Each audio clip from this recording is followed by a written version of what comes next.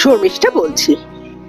2 তারিখ ভোর রাত 3টে থেকে 3 তারিখ ভোর 4টে পর্যন্ত মোটামুটি জেগে আছি।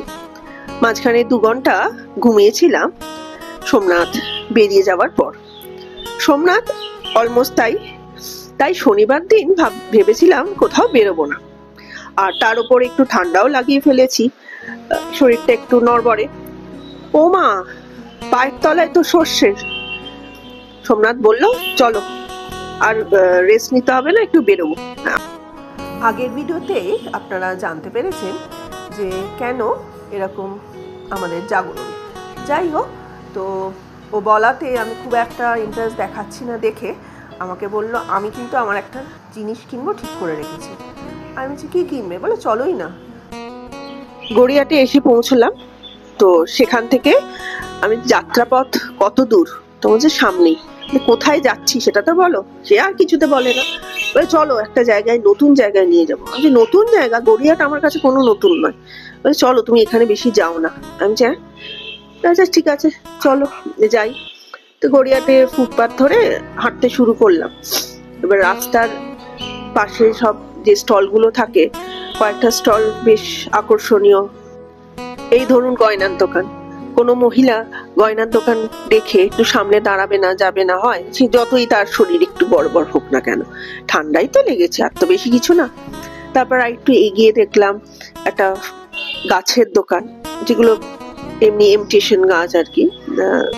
সেই গাছগুলো বেশ ভালোই লাগছিল দেখতে, সেগুলোও দেখলাম। তারপর আর একটু এগোতে চোখে পড়লো ঘর সাজানোর জিনিস। ব্যাস হয়ে গেল। এবার আমি দাঁড়িয়ে দাঁড়িয়ে সব দেখতে শুরু করলাম, এটা কি ওটা কি। কয়েকটা জিনিস বেশ ভালো লাগলো।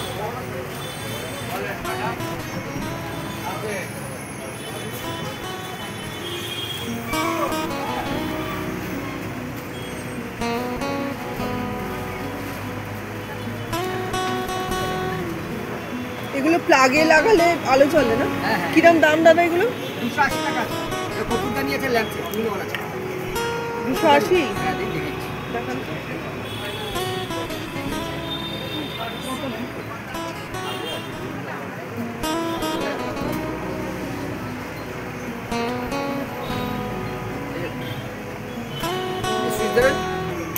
মানে ওর মধ্যে কপুর রেখে কপুরটার ওপরে রাখতে হবে। আচ্ছা আচ্ছা,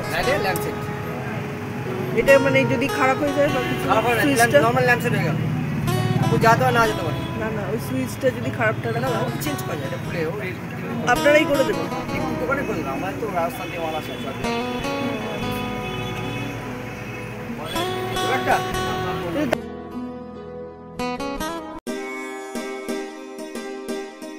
একটা ভালো জিনিস চোখে পড়লো, লাইট, তার উপর কর্পূর দিলে খুব সুন্দর কর্পূরের স্মেলও পাওয়া যাবে। তো এটা আমার বেশ ভালো লাগলো দেখতে, সেটা নেবো ঠিক করলাম। আর একটা লাইট দেখালো বেশ ঝকমকি আলো একেবারে, সেটা খুব একটা আমার ভালো লাগলো। আমি না, এটা নয়, আপনি আগেরটাই দিন। ও মা, সোমনাথ পাশ থেকে এসে বললো আমার একটা জিনিস পছন্দ হয়েছে। কি জিনিস?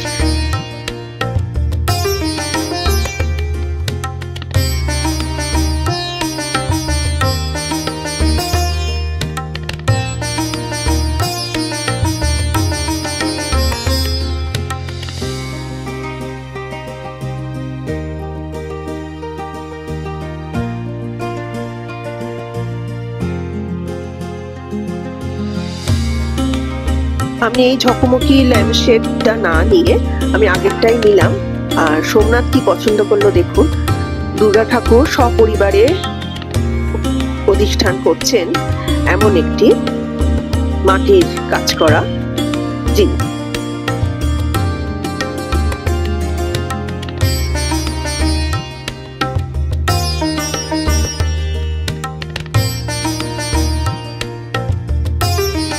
আর একটা শোপিস আমাদের দুজনকারই খুব ভাল লেগেছিল।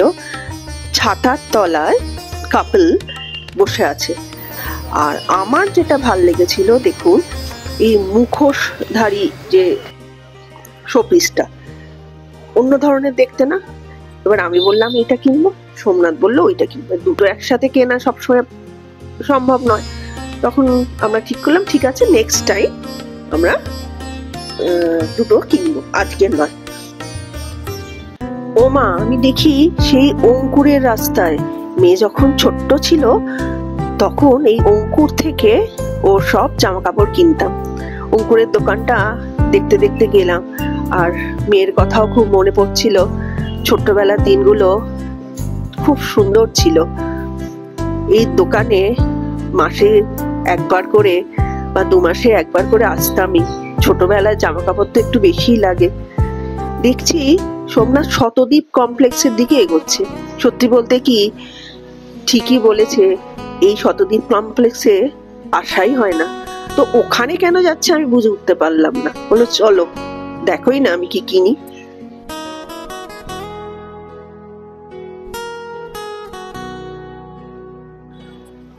দেখি ইনফিনিটি কালেকশন বলে একটি দোকানের সামনে গিয়ে দাঁড়িয়ে পড়লো। আমি বলছি এখান থেকে কি কিনবে, কোনোদিনও এখানে আসিনি, এখানে আবার ওর জন্য কি অপেক্ষা করছে। গিয়ে সামনে গিয়ে দেখি অনেক ধরনের হাতি আঁকা, উট আঁকা, মানে প্রিন্ট করা আর কি, তারপর পেঙ্গুইন আঁকা, মানে প্রিন্ট করা এই সব টি শার্ট দেখছে ফুল স্লিভ। বলছি এইসব কি পরবে তুমি?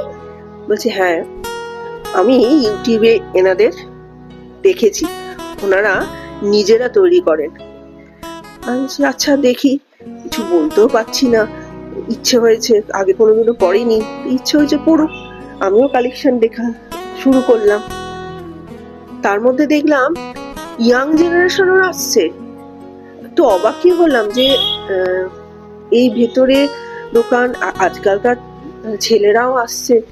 ওদের দেখতে দেখতে আমার মামাতো ভাইদের কথা মনে পড়ে গেল, যে এদেরই তো সব বয়সী, ভালো তো। আরো আমি ইন্টারেস্ট পেয়ে গেলাম দেখার। আপনারাও দেখুন। তারপর সোমনাথ দুটো তার পছন্দের মতো জামা কিনে দোকান থেকে বেরোলো। আমারও পছন্দ হয়েছে, সত্যি বলতে কি বেশ অন্য ধরনের, আর জামার কাপড়টা সফট কটন, গ্রীষ্মকালে সকালের দিকে পরার জন্য খুবই ভালো, স্মার্ট দেখতো। যাই হোক, এবার শতদ্বীপ কমপ্লেক্সে সত্যিই তো আসা হয় না, একটু এদিক ওদিক ঘুরছিলাম, দেখলাম ভালোই কালেকশন আছে, শাড়ি, বেড কভার, বেডশিট, পর্দা। তো আবার নিজেদের একটু ছবিও তুললাম।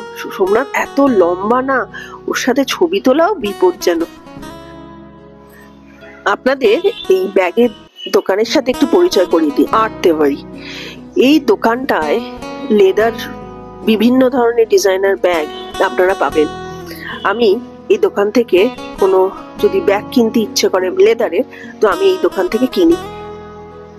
দাম বেশি নয়, কিন্তু এত সুন্দর ব্যাগগুলো দেয়, ফ্যাশনেবল। আপনি যদি একটু অন্য ধরনের চান, অন্য ধরনেরও পাবেন।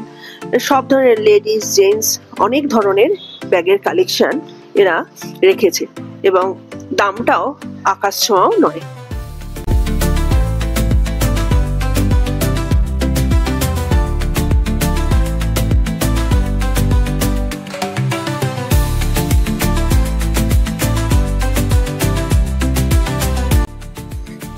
এবার বাড়ি ফেরার পালা।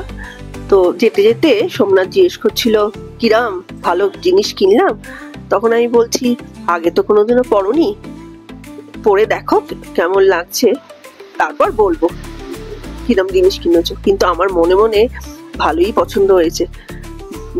মানে একটা বয়সের পর যে এইটা পরা যাবে না, ওইটা পরা যাবে না, ওরকম তো নয়, এর জাস্ট আ নাম্বার। তো ঠিক আছে, ইচ্ছে হয়েছে পড়ুক।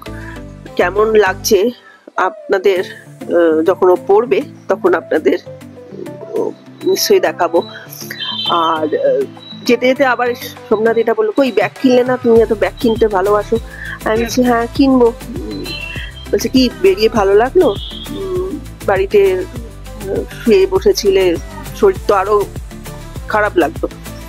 আমি বলছি হ্যাঁ সত্যি তাই, একটু ঘুরে বেরিয়ে দেখলাম যে বাড়িতে বসে বসে একটুখানি বোরই হচ্ছিলাম, শরীরটা তার উপর গড়বড় করেছে। সেই চেনা রামকৃষ্ণ মিশনের পাশ দিয়ে আমরা যাচ্ছি যখন, ছোটবেলায় এই অঞ্চলে কলেজ স্কুলে যখন পড়তাম এই অঞ্চলে আসতাম। যাই হোক, তো হঠাৎ সোমনাথ বললো এই গানটা শোনো তো কেমন। আবার বেশি তো শোনানো যাবে না, কপিরাইট হয়ে যাবে। আমি গানটা, ও যে গানটা বললো সেটা আমি শুনছিলাম।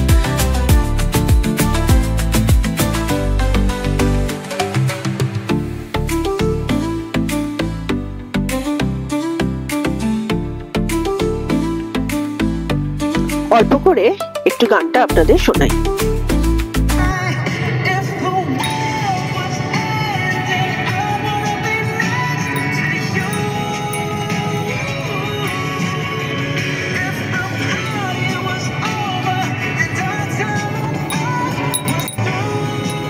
আমার পছন্দের গান হচ্ছে বাংলা, হিন্দি। ইংলিশ গান আমি যে খুব শুনি তা নয়, মেয়ে শোনে, সোমনাথ শোনে, কিন্তু কয়েকটা গান যখন ওরা শোনে, ওদের রিদম, কথা বেশ ভালোই লাগে। যাই হোক, বাড়ি গিয়ে আমি দেখাচ্ছি যে লাইটটা যে কিনেছি সেটা কেমন লাগছে।